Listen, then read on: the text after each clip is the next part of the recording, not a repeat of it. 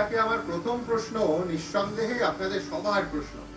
বাঙালির হাতে বিশ্বকাপ দেখে সবার চোখে তো জল এসেছে। এবার বাঙালি জানতে চায় রিচা কবে অধিনায়ক হবে।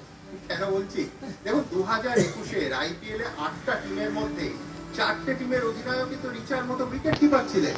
ঋষভ পান্ত, কেএল রাহুল, সঞ্জু স্যামসন আর রিচার আইডল মহেন্দ্র সিং ধোনি।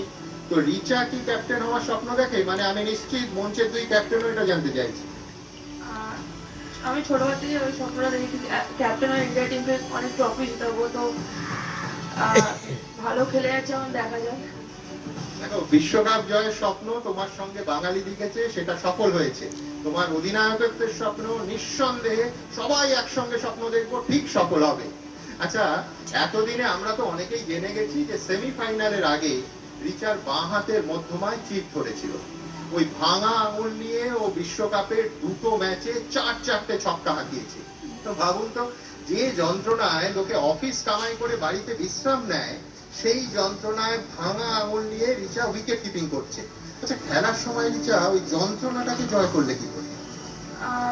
এখানে আই থিঙ্ক স্পেশাল আছে আমাদের ফিজিওস যারা আছে তাদের, কারণ কি তারা অনেক হেল্প করেছে আমাকে এটা রিকভার করার জন্য, অ্যান্ড অনেক কিছু সাপোর্ট দিয়েছে। ওখানে কি বল যদি আমার লাগে কি ইম্প্যাক্টটা না হয়, আই থিঙ্ক এটা ফিজিওস অনেক হেল্প করেছে আমাকে।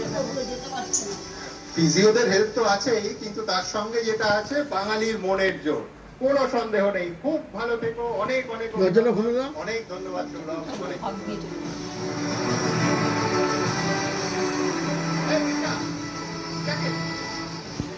দেখলেন, এতে প্রমাণ হলো সেরা বাঙালিরা কোনোদিন ক্যাচ মিস করে না। আর এই পরীক্ষা করলাম আমার জন্য, তার কারণ আরো যখন বুড়ো হব নাতি নাতনিদের বলবো যে আমার একবারই ক্যাচ উঠেছিল আর বিশ্বজয়ী বাঙালি রিচা সেটা ধরেছিল। খুব জোরে হাততালি হোক আমাদের বর্ষসেরা বাঙালি রিচা হোসেন।